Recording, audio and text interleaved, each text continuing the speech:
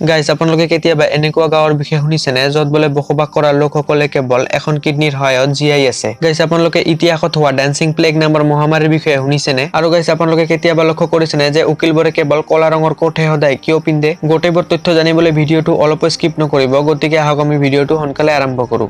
Fact number 1, guys নেপালত হক্সি নামৰ এখন গাঁও আছে য'ত বোলে বাস কৰা প্ৰায়বোৰ লোকে তেওঁলোকৰ এখন কিডনী বিক্ৰী কৰি দিছে, যাৰ বাবে এই গাঁওখনক কিডনিক ভেলী নাম দিয়া হৈছে। গাঁওখনত বসবাস কৰা বেছিভাগ লোকে দৰিদ্ৰ হয়, সেয়ে ইয়াৰ মানুহে মাটি কিনিবলৈ তেওঁলোকৰ এখন কিডনী বিক্ৰী কৰি পেলাইছে। তথাকথিত মানৱংগৰ দলালসকলে এই গাঁওখনলৈ আহি লোকসকলক তেওঁলোকৰ কিডনীক বিক্ৰী কৰিবলৈ উৎপ্ৰেৰিত কৰে। ইয়াৰ বাবে তেওঁলোকক 2 লাখকৈ নেপালী টকাও দিয়া হয়। গাঁওখনৰ নিৰহী লোকসকলে মানৱংগৰ দলালসকলৰ কথাত আবদ্ধ হৈ পৰে আৰু কেৱল কিছুমান টকাৰ লোভত তেওঁলোকে তেওঁলোকৰ শৰীৰত থকা অতি মূল্যৱান অংগ দলালসকলক বিক্ৰী কৰি দিয়ে।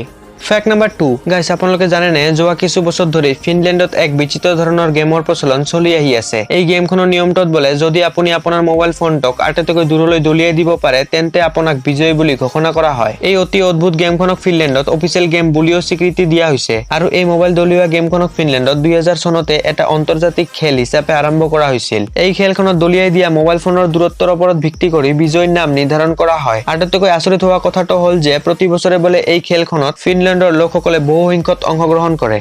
ফেক্ট নম্বৰ 3, গাইজ এই পৃথিৱীত কফি খাই ভাল পোৱা প্ৰেমীসকলৰ কোনো অভাৱ নাই। তেওঁলোকে কফি খাই ইমানে ভাল পায় যে একাপ কফি পান কৰিবলৈও কেইবা হাজাৰ টকা খৰচ কৰিবও পাৰে। পৃথিৱীৰ আটাইতকৈ এক্সপেন্সিভ কফি হৈছে কফি লুবেক, যাৰ একাপত 7,000 টকাকৈ দাম হয়। এই অতি দুৰ্লভ কফিটোক দক্ষিণ ভাৰতকে ধৰি এছিয়াৰ বহুতো দেশত তৈয়াৰ কৰা হয়। কিন্তু এই কফিটোৰ আটাইতকৈ অদ্ভুত আৰু বিশেষ কথাটো হ'ল যে এই কফিটোক বোলে মেকুৰী সদৃশ্য এটা পশু, যাক চিভেট বুলি কোৱা হয়, তাৰ পটি বা মলৰ দ্বাৰা ইয়াক প্ৰস্তুত কৰা হয়। চিভেট মেকুৰীৰ মলৰ দ্বাৰা তৈয়াৰ কৰা এই কফিটোক মেকুৰীৰ নামতে চিভেট কফি বুলিও কোৱা হয়। অতি বেছি হাই প্ৰটিন থকাৰ লগতে বিনবোৰ তৈয়াৰ কৰিবলৈ যথেষ্ট খৰচ কৰা হয়, সেইবাবে ইয়াৰ দাম ইমান বেছি হয়। ফেক্ট নম্বৰ 4, গাইজ সাধাৰণতে যদি কোনো ষ্টুডেণ্টে পৰীক্ষাত নকল কৰে তেতিয়াহ'লে তাক নকল কৰিবলৈ বাধা দিয়া হয় বা বেছিতকৈ বেছি তাৰ পৰীক্ষা বাতিল কৰি দিয়া হয়। কিন্তু আপুনি জানি হয়তো আচৰিত হ'ব পাৰে যে চাইনাত যদি কোনো ষ্টুডেণ্টে পৰীক্ষাত নকল কৰা ধৰা পৰে তেতিয়াহ'লে তাক 7 বছৰৰ বাবে জেল যাবলগীয়া হয়। এই 7 বছৰৰ বাবে জেল যোৱা আইনটোক চাইনিজ চৰকাৰৰ দ্বাৰা কিছু বছৰ আগতে তাত বনোৱা হৈছে। এই আইনটোৰ অনুসৰি পৰীক্ষাত নকল কৰা অপৰাধ বুলি কোৱা হৈছে। যদি নকল কৰা ষ্টুডেণ্টৰ লগত পিতৃ মাতৃ বা আন কোনো ব্যক্তি জড়িত থাকে তেওঁকো অপৰাধ বুলি গণ্য কৰা হয়। ফেক্ট নম্বৰ 5, গাইজ আজিৰ পৰা 500 বছৰ আগতে প্ৰায় 1518 শতাব্দীত ফ্ৰান্সৰ ডেন্সিং প্লেগ নামৰ এখন মহামাৰীৰ জন্ম হৈছিল। এই মহামাৰীত আক্ৰান্ত হোৱা লোকসকলে বোলে মতলীয়া হৈ তেতিয়ালৈকে নাচিছিল যেতিয়ালৈকে তেওঁলোকৰ মৃত্যু ঘটা নাছিল। কোৱা হয় যে এই মহামাৰীটোৰ বাবে বোলে ফ্ৰান্সৰ ইতিহাসত প্ৰায় 400 জন লোকৰ মৃত্যু ঘটিছিল। এই মহামাৰীটোৰ আৰম্ভণি তেতিয়া হৈছিল যেতিয়া এগৰাকী যুৱতী নৃত্যত ইমানে মগ্ন হৈ পৰিছিল যে তেওঁ নিজৰ ঘৰৰ পৰা ওলাই আহি ৰাস্তাত নাচিবলৈ আৰম্ভ কৰিছিল। তাইক নাচি থকা দেখি তাইৰ ওচৰে পাজৰে থকা লোকসকলেও তাইৰ লগত নাচিবলৈ আৰম্ভ কৰিছিলে। এনেকৈয়ে এই মহামাৰীটোৰ জন্ম হৈছিল। সেই সময়ৰ বিজ্ঞানীসকলে এই ৰহস্যজনক ঘটনাৰ বিষয়ে যথেষ্ট গৱেষণা কৰিছিল, কিন্তু তেওঁলোকে ইয়াৰ সঠিক কাৰণ বিচাৰি উলিয়াব নোৱাৰিলে। এই ডেন্সিং প্লেগ নামৰ মহামাৰীটো আজিও গোটেই দুনিয়াৰ বাবে এক ৰহস্য বনি আছে। ফেক্ট নম্বৰ 6, গাইজ আমাৰ দেশত গৰমে হওক বা ঠাণ্ডাই হওক প্ৰতিটো ঋতুতে উকিল আৰু জজবোৰে কেৱল কলা ৰঙৰ কোটহে পিন্ধি থকা দেখা যায়। কেতিয়াবা আপুনি ভাবিছেনে যে তেওঁলোকে কেৱল কলা ৰঙৰ কোটহে সদায় কিয় পিন্ধে? কোৱা হয় যে উকিলসকলৰ কোট পিন্ধা পৰম্পৰা ইংলেণ্ডৰ পৰাই আৰম্ভ হৈছিল। 1865 চনত ইংলেণ্ডৰ ৰাজ পৰিয়ালে আদালতক দ্বিতীয় কিং চাৰ্লছৰ মৃত্যুত কলা পোছাক পিন্ধিবলৈ নিৰ্দেশ দিয়ে আৰু তেতিয়াৰ পৰাই আদালতত কলা কোট পিন্ধাৰ প্ৰথা আৰম্ভ হয়। আমাৰ ভাৰতবৰ্ষৰ ন্যায়পালিকা ব্ৰিটিছ চিষ্টেম ব্যৱস্থাৰ দ্বাৰাই চলে, সেয়ে ভাৰতত থকা আদালতবোৰতো উকিলসকলে কলা কোট পিন্ধা আৰম্ভণি কৰিলে। 1961 চনত ভাৰতৰ উকিলসকলৰ বাবে কলা কোট পিন্ধা বাধ্যতামূলক কৰা হৈছিল। ইয়াৰ উপৰিও কলা কোটক অনুশাসন আৰু আত্মবিশ্বাসৰ প্ৰতীক বুলিও গণ্য কৰা হয়।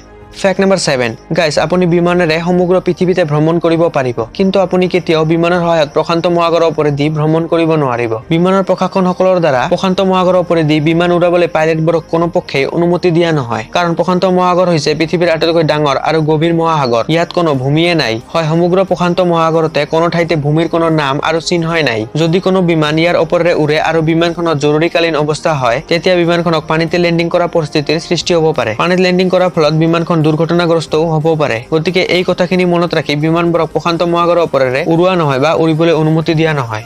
ফ্যাক্ট নাম্বাৰ 8 গাইস আমি সকলোৱে জানো যে চন্দ্ৰত ভৰি দিয়া প্ৰথম ব্যক্তিয়ে আছিল নীল আৰ্মষ্ট্ৰং 1969 চনৰ 21 জুলাই তাৰিখে তেওঁ প্ৰথমবাৰৰ বাবে চন্দ্ৰত ভৰি দিয়ে আৰু প্ৰায় 2.5 ঘণ্টা চন্দ্ৰভূমিত খোজ কাঢ়ে কিন্তু আপুনি জানেনে 52 বছৰ আগতে চন্দ্ৰত খোজ কাঢ়া নীল আৰ্মষ্ট্ৰঙৰ ভৰিৰ ছাপ আজিও বোলে চন্দ্ৰভূমিত মজুত আছে নাসাৰ সাইন্টিষ্টবোৰে কয় যে এই ভৰিৰ ছাপবোৰ বোলে যোৱা কিছু নিযুত বছৰৰ বাবে চন্দ্ৰভূমিত তেনেকৈয়ে মজুত থাকিব ইয়াৰ কাৰণ হ'ল চন্দ্ৰত পৃথিৱীৰ দৰে কোনো ধৰণৰ বায়ুমণ্ডল নাই যাৰ ফলত চন্দ্ৰত পৃথিৱীৰ দৰে কোনো বতাহ বলা বৰষুণ হোৱা আদিৰ দৰে অন্যান্য প্ৰাকৃতিক ঘটনাবোৰ পৰিলক্ষিত নহয় আৰু এই মুখ্য কাৰণ হ'ল যে নীল আৰ্মষ্ট্ৰঙৰ লগতে চন্দ্ৰত যোৱা আটাইবোৰ এষ্ট্ৰনটৰ ভৰিৰ ছাপ আৰু স্পেচক্ৰাফ্টৰ ছাপ আজিও চন্দ্ৰভূমিত মজুত আছে গাইস ভিডিওটো যদি ভাল লাগিল তেনেহলে লাইক কৰি দিব আৰু চেনেলটো সাবস্ক্ৰাইব কৰি কাষত থকা বেল আইকনখন দবাই দিব যাতে এনেকৈ ইনফৰমেটিভ ভিডিও আপুনি সোনকালে চাব পাৰে